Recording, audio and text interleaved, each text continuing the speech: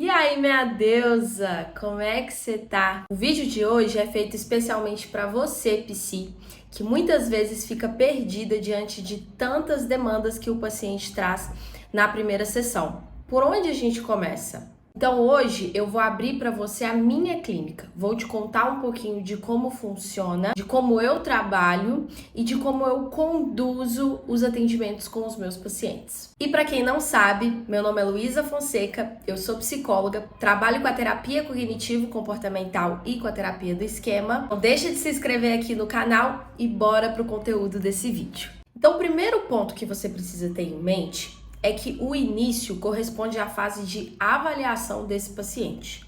E não há pressa. Uma avaliação bem feita vai fazer você ter um plano de tratamento com intervenções mais assertivas e mais coerentes com a demanda dos seus pacientes. Dito isso, a primeira sessão é o momento em que você vai acolher e escutar as demandas do seu paciente e promover a esperança.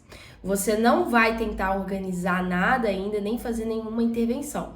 Não é o momento. Agora, você não vai criar objetivos. Você vai escutar o seu paciente, porque ele chega na sessão com essa necessidade de ter um espaço para falar e ser escutado e sair com um pouco mais de esperança. Se nessa primeira sessão você ver que o paciente tem algum comportamento ou pensamento de risco, aí você vai dar atenção para isso primeiro. Se não for o caso, no final da sessão você vai pedir de tarefa de casa que ele separe um caderninho para terapia, por isso que eu gosto que os pacientes tenham esse caderninho. E neste caderninho ele escreva uma lista de problemas para trabalhar na terapia. Ah, Luísa, mas ele já falou isso na primeira sessão, vou pedir para ele falar de novo, para ele escrever tudo, de novo, tudo que ele já acabou de falar? Sim, gente. E sabe por quê? Porque nessa primeira sessão ele vai trazer as demandas dele de uma maneira muito desorganizada. E ele acaba deixando a gente assim também um pouco confusa, porque ele traz isso, traz de um jeito mais desabafando. Com essa tarefa de casa, ele vai ter que sentar, reorganizar isso na cabeça dele e se responsabilizar pelo processo. Porque esse movimento de, olha, eu vou sentar aqui e escrever tudo que eu quero trabalhar na terapia, o que eu quero, quais áreas da minha vida eu quero trabalhar, o que me incomoda em cada área. Quando eu faço esse movimento, eu já estou me responsabilizando por esse processo. Eu já estou tornando a terapia minha e não terceirizando para um profissional. Na segunda sessão, você vai pegar essa lista com ele, retomar essa lista com ele, pedir que ele fale cada um dos itens dessa lista, que ele explique o que é que ele colocou nessa lista, e aí vocês vão definir os objetivos para a terapia com base em cada um desses problemas. Mas qual que é a diferença de problema e objetivo nesse caso? Pensa aqui comigo. O problema é a unha encravada. O objetivo é o que você quer dessa unha. O que você quer lá no final em relação a essa unha? Você quer só desencravar a unha?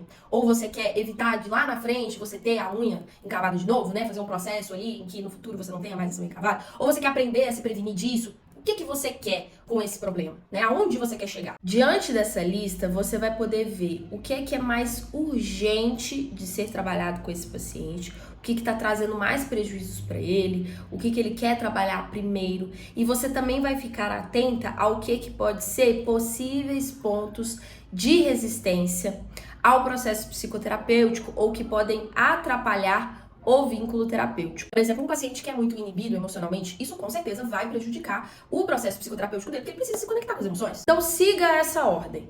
Comportamentos e pensamentos de risco. Então, a qualquer momento que você vê isso, você vai dar atenção para isso primeiro. Sintomas mais urgentes e que causam um sofrimento maior para esse paciente naquele momento.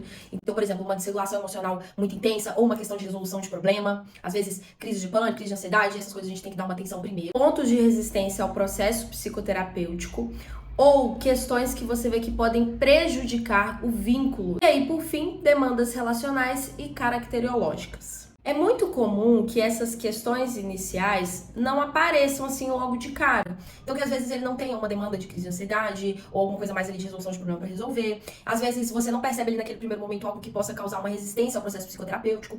Então, você já vai direto para as demandas relacionais e caracterológicas que ele traz. Então, por exemplo, eu não me sinto boa o suficiente, sinto que vou fracassar, me sinto perdida, eu me cobro demais. Ou demandas que envolvem os relacionamentos desse paciente. Então, amorosos, familiares, sociais. Se for esse o caso, então, do paciente já trazer mais essas demandas caracterológicas, essas demandas de relacionamento. Logo após a lista de problemas e metas para terapia, eu gosto de dedicar algumas sessões para conhecer mais a fundo a história de vida desse paciente e quem ele é. Aí você pode lançar mão de linha do tempo, é uma estratégia que eu gosto muito de usar. Você pode pedir para o paciente trazer fotos, porque tem alguns pacientes que não lembram muito da história de vida deles, então quando eles trazem as fotos, eles podem se conectar com isso. Você pode conhecer as áreas da vida desse paciente naquele exercício de gráfico de pizza, sabe? E aí em cada área você tentar entender o que é importante para ele, o que ele busca com cada área, como está a vida dele em cada uma dessas áreas, o quanto ele se engaja com essas áreas. À medida então que eu vou avaliando esse paciente ao longo dessas primeiras sessões, eu vou criando a formulação de caso